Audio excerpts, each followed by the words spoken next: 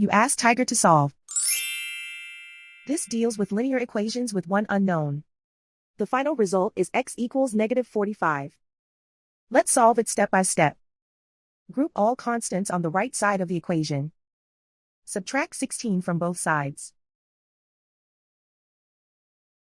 Simplify the arithmetic.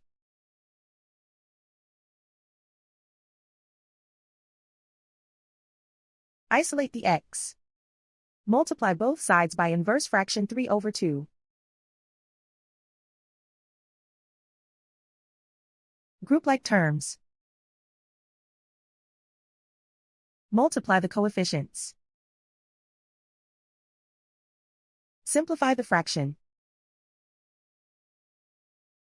Multiply the fractions. Simplify the arithmetic. And so the final result is x equals -45.